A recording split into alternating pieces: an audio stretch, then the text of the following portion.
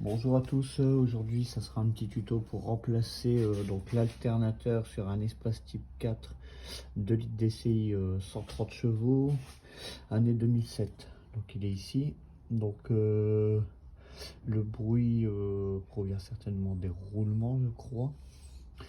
Donc voilà, pour le démonter va falloir passer sur le côté pour accéder au galet tendeur. Donc je vais vous faire voir. Donc dans un premier temps faut mettre la voiture sur cric, lever l'avant droit. Donc n'oubliez pas de mettre en sécurité avec une chandelle. Et donc voilà, c'est parti, on démonte la roue côté passager. Allez, c'est parti. Donc voilà, la roue elle est démontée. Donc maintenant on va s'attaquer au démontage du passage de roue intérieur. Donc il faut enlever tout ce qui est clips là, ici sur le dessus pour dégager cette zone là. Donc voilà, le pare-boue a été démonté. Alors si vous voulez beaucoup plus de place, vous pouvez démonter entièrement le pare-boue. Donc il faudra passer en dessous du pare-choc et surtout le contour, retirer tous les attaches. Les attaches c'est juste clipser, hein, donc il faut juste tirer dessus, faut pas hésiter et vous pourrez les retirer. Donc là on a accès au galet tendeur.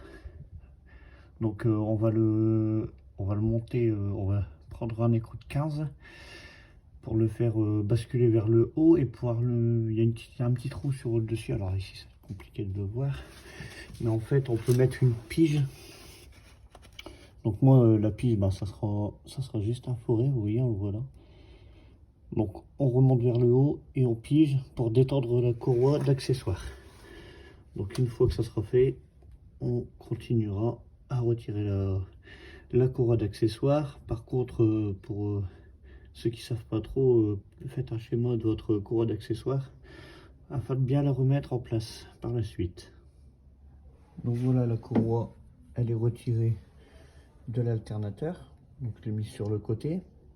Donc là on va procéder à la mise en sécurité, donc bien sûr débrancher la batterie et après on pourra déconnecter tout ce qui est alimentation de l'alternateur.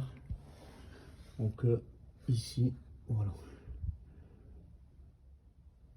Donc voilà les deux connectiques sont enlevés.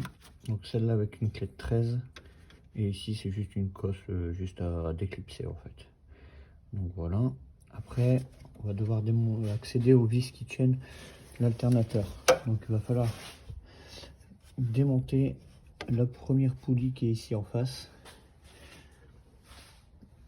Donc il y a 3 écrous sur le côté, donc on dirait du 8.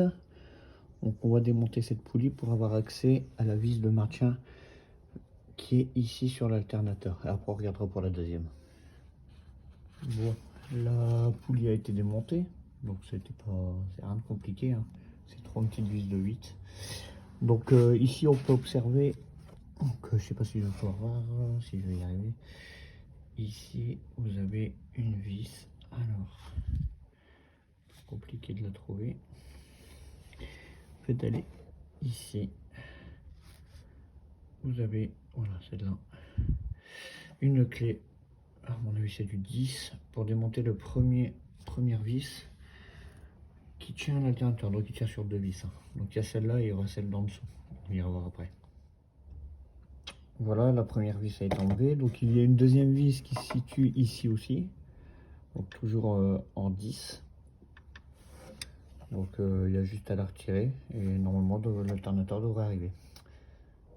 Bon voilà, il a été démonté, donc bon c'est pas évident. Le mieux c'est de retirer le cache moteur.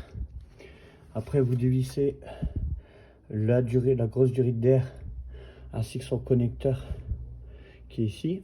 Donc c'est une clé, c'est un boulot de 10. Hein.